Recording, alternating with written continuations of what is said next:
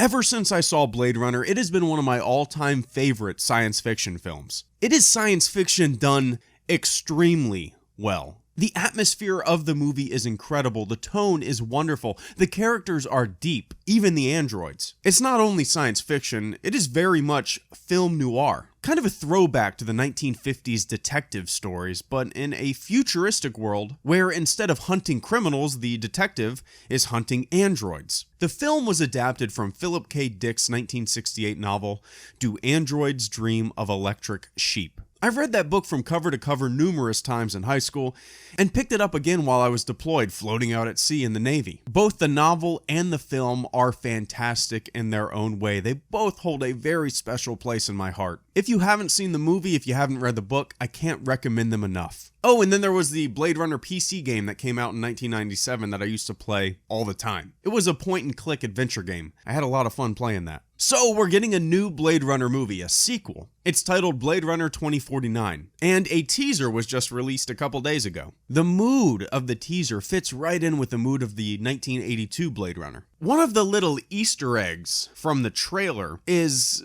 well, when Ryan Gosling hits a key on the piano, that is the key that starts Memories of Green, a song from the original soundtrack. It kind of just ties the two together in a very subtle way. This is one of the better teasers I've seen. It's mysterious, it's subtle. I know we're in the era of reboots and sequels and all that stuff, and I'm fine with it as long as the movies respect the source material, but this teaser has me way more excited for a Blade Runner sequel than I ever thought I'd be. I mean, for a long time, since this movie was announced, I've said, why? Why? And now, I'm just saying, why not? I'm ready. Ryan Gosling is one of the better actors around. He's great at playing it deadpan in a good way. I'm curious if the dusty desert shots where we see Gosling walking around, I'm curious if they take place on an off-world colony, or if they're just remnants of World War Terminus, ruins from the fallout. I can't stress enough how much I love the environment and overall atmosphere in Blade Runner. The world is a character in itself. It is as much of a part of the story as the characters are. The atmosphere of the world of Blade Runner could be the most important thing,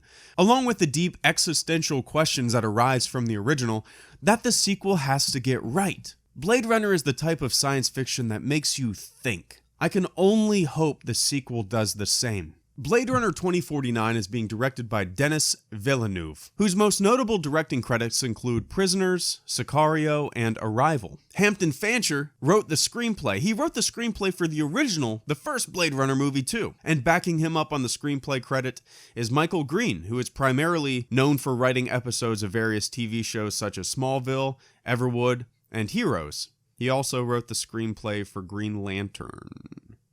But it is this Stormtrooper's humble opinion that the Blade Runner sequel is in good hands. Warner Brothers released a little plot summary.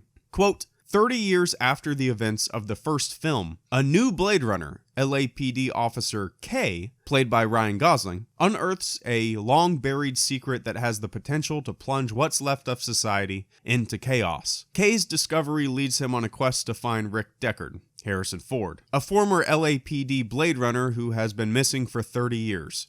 Close quote. So, K is looking for Deckard, and there's something hidden that will shit all over society. My guess, my prediction, everyone is a replicant. Real flesh and blood, DNA thriving, genetic passing humans don't exist anymore. And maybe the Earth that they know isn't the original Earth, but it's actually an off-world colony in itself? Check, please!